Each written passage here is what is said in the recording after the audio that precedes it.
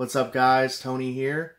And recently, Toys R Us has some groundbreaking news, and they're set up for a revival.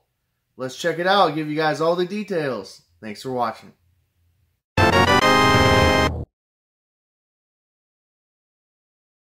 Alright guys, before I get into the breaking news, I want to give you guys just a quick little recap of Toys R Us. So September 2017, the company decided to file for bankruptcy. And at that time, it was actually looking like a positive thing because we thought that they were going to restructure some assets and just kind of figure out what to do with the company. Well, a few months later, January 2018, they decided to basically just pull the plug on the whole thing. They're going to close all of their stores in the United States, and it was pretty much game over. Now, I do know that there are stores open in Canada. Okay, I get those comments all the time. I know that. And that's great. I will not be able to travel to Canada anytime soon. Sorry. But yes, I do know that there are stores there. And they closed stores elsewhere around the world, and it just looked like game over. And the company's next step was they were going to put the IP, the intellectual properties, up for sale for an auction. And basically, anybody that had the dough that could pay for the IP, they can get it. They can use it for whatever they want. They can make a brand new company, whatever that means. Well, the breaking news, here it is. Here's the breaking news. And I got this from Kotaku.com. This happened on October 1st, 2018. We found out on this breaking news that basically Toys R Us, the people in charge, they said no way, Jose. And they canceled the bankruptcy auction. And this was revealed through court papers. And guys, this is awesome. I'm going to talk about my reaction to this here in a second.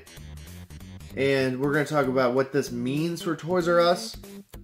So why did they do this? Well, first of all, they think that they're going to make more money by keeping basically the IP, the intellectual property, than just selling it. Toys R Us is world renowned, world known, and I think it's a very, very smart move. They want to maintain their existing global license agreements around the world, and they also want to create new shops.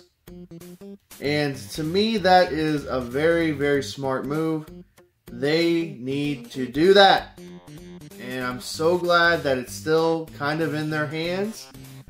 Could they screw it up again? Possibly. I don't know. Also, there is no plan or news at this point what they're actually going to do. I predict that they will probably come up with a plan and kind of talk about it, announce it at the beginning of 2019. We will see. We'll see what happens. That's just my prediction. Could be wrong. But guys, this is a great, great move. I don't have a business degree per se, or that's not like my expertise or anything, but I think it's wise to hang on to that Toys R Us license, Toys R Us IP. That is so valuable, so valuable. So I think it is a good move on their behalf. Now let's talk about what I think they should focus on. And again, this is just coming from my perspective as a fan, my perspective of watching this whole thing crumble and just fall apart. And 3 things they need to do in order to be successful again. They need to have less stores. Okay. And they also need to have more controlled stock. More controlled inventory. I tell you what, every time I went to a Toys R Us, it didn't matter if it was in my area or kind of outside my area in Missouri, it just seemed like they were packed to the gills. And there was some stuff in there that had been sitting around for years. And they need to control that inventory a lot better at the store level. And that's just a no-brainer, duh. I also think that they need to focus on their online store. Their online store, before they closed, was weak sauce.